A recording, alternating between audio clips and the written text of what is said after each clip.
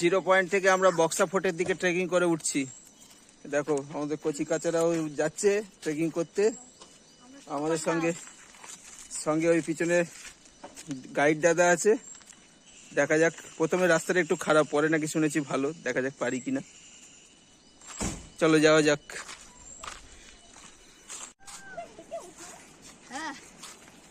মাত্র 3 মিনিট চলার পরে আমরা পৌঁছে গেছি বক্সা ভিউ পয়েন্ট।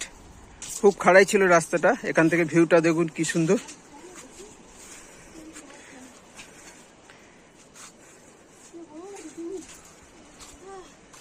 দোলায় বসে পড়েছে 3 জন, খুব ক্লান্ত।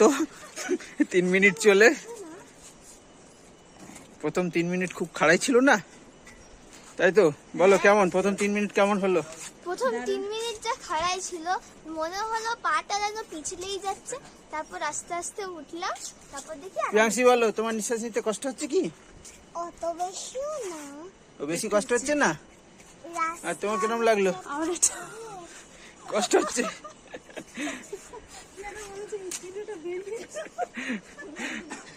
আচ্ছা, খুব সুন্দর ভিউ এখানে। দূরে ওই নদীটার নাম কি? ও জয়ন্তী নদী ওই দূরে।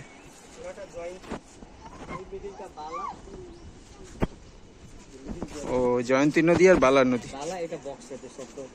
আর নিচে দিয়ে যাচ্ছে বক্সা নদী। কলা কেনা হলে এখান থেকে এনার্জি পাওয়া যাবে। আর এই পাশেই এনাদের হোমস্টে। হোমস্টের নাম গুঞ্জন। এই দিক দিয়ে এগিয়ে যেতে হবে আমাদের রাস্তায়। আর এসছি এই দিক দিয়ে। ঠিক আছে, আবার যাওয়া যায়। এখানে কিছুক্ষণ রেস্ট নিলাম। কি মোটা মোটা বাঁশ, গাছের গুড়ির সঙ্গে দেখলে বোঝা যাবে, ফটোতে এমনি বোঝা যাবে না। নর্মাল বাঁশের থেকে 3 গুণ মোটা।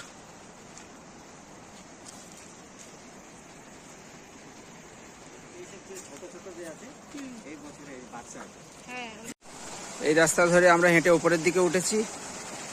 আর তার পাশেই কি সুন্দর একটা ঝোড়া নামছে, ঝর্ণার আওয়াজ খুব সুন্দর লাগছে।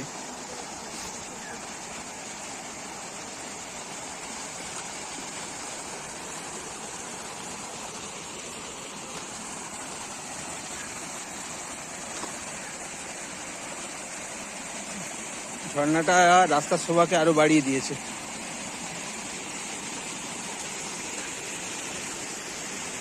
চলতে চলতে একটা দোকান আছে, দোকানে এরকম পাহাড়ের গায়ে বিশ্রাম নিচ্ছি। আর সবাই বসে আছে। পিছন দিয়ে বক্সা নদী খরস্রোতে বয়ে চলেছে। এদিক থেকে জলের আওয়াজ আসছে। আর আমরা যেখানে বসে আছি পায়ের নিচে কিন্তু ফাঁকা, এই কাঠের পাটাতনের উপরে, নিচে পাহাড়ের ঢাল।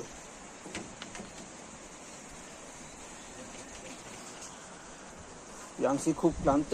প্রিয়াংশী কিছু বলবে? প্রিয়াংশী তো কিরম লাগছে? ভালো লাগছে না। ও একটু আগে কলা খেয়েছে। কলাটা কিরম ছিল? মিষ্টি ছিল? মোটামুটি। অনুষ্কা কিছু বলবে না, শুধু হি হি বলেছে, বুঝে নিন। ও শুধু হি হি করে। খুব সুন্দর চারদিকের পরিবেশটা। নিচে বাগান আছে, বাগানে কুমড়ো হয়ে আছে। জীবনে প্রথমবার স্কোয়াশ গাছ দেখলাম। ভাড়া করা আছে, ভাড়া থেকে এই যে এই দেখো স্কোয়াশ ঝুলছে। ওখানে আরো সব স্কোয়াশ ঝুলে আছে ভাড়া থেকে।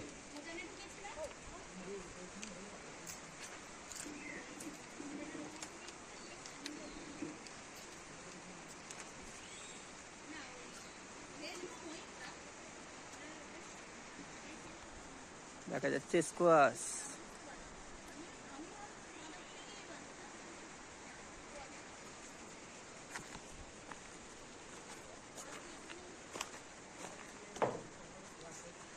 এই দেখো স্কোয়াশ ঝুলছে।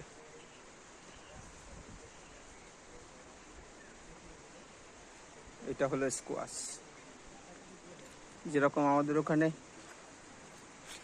ভাড়া থেকে সব বিভিন্ন সবজি চলে, এখানে স্কোয়াশ গাছ। মোটামুটি 1 ঘন্টা চলার পর আমরা বক্সা ফোর্ট পৌঁছে গেছি।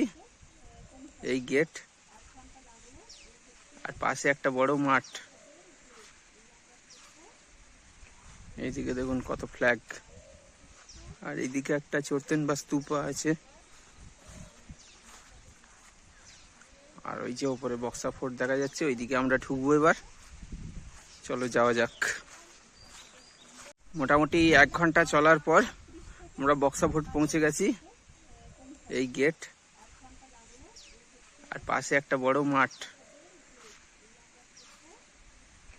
এইদিকে দেখুন কত ফ্ল্যাগ, আর এইদিকে একটা চড়তেন বা স্তূপা আছে। আর ওই যে ওপরে বক্সা ফোর্ট দেখা যাচ্ছে, ওইদিকে আমরা ঢুকবো এবার। চলো যাওয়া যাক। এইগুলো হচ্ছে সব জেলখানা, স্বাধীনতা সংগ্রামীদের এখানে ইংরেজরা জেলবন্দি করে রাখতো, কত নির্মম ভাবে।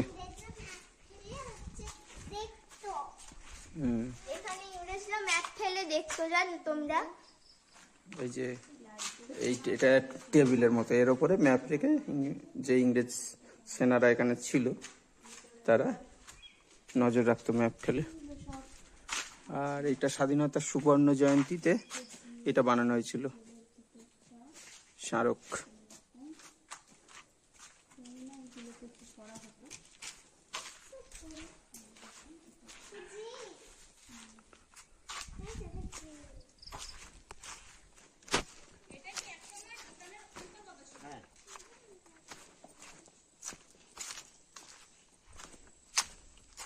ইংরেজরা চলে যাওয়ার পরে এখানে তিব্বতী লামারা থাকতো।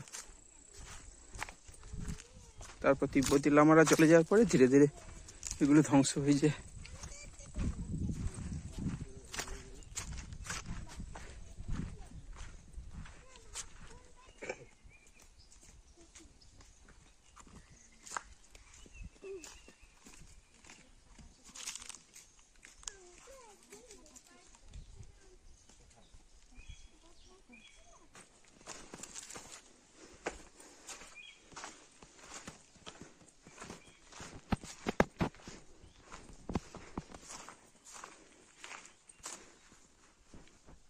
এইটা যেটা দেখতে পাচ্ছেন, এটা ইম্পর্টেন্ট পার্সনদের জেল।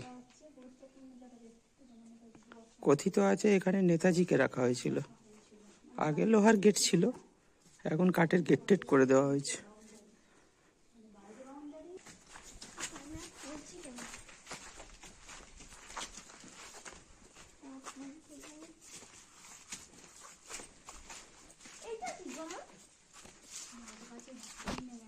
ইংরেজ অফিসারদের মেস, এখানে যাদের পোস্টিং ছিল তাদের রিক্রিয়েশন করার জায়গা, তাদের জন্য খুব দারুণ ব্যবস্থা ছিল এখানে।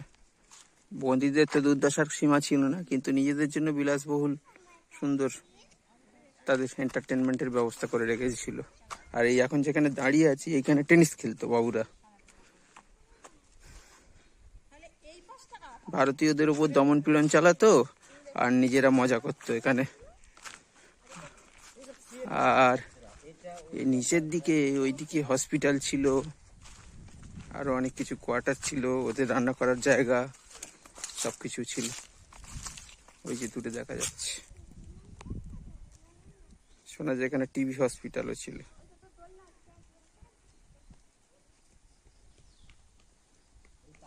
কত যুগের ইতিহাসের সাক্ষী বহন করে চলেছে, আজ প্রায় ভগ্ন।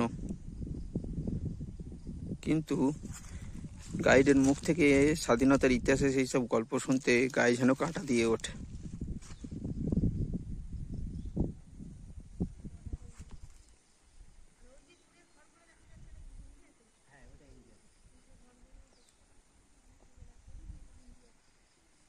এই আমাদের ট্রেকিং এর রাস্তা।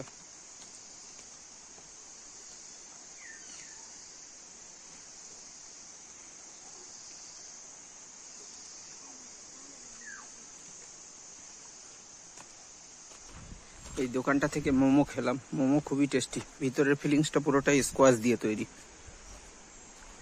আরেকটা ব্যাপার, এখানে দুটো টাইম শো করছে, কখনো ইন্ডিয়ার টাইম শো করছে, কখনো ভুটান টাইম শো করছে।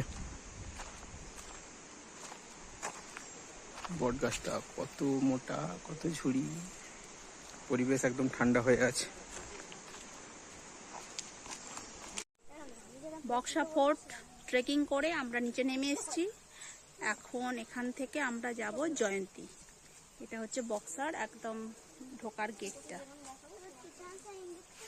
যাওয়ার গেট। এখানে সেলফি তোলার জন্য উই লাভ বক্সা লেখা আছে। সুন্দর করে সাজানো। আর চারদিকের পরিবেশটা খুব সুন্দর, একদম এই শাল গাছের সারি। জঙ্গল, সব সেগুন গাছ।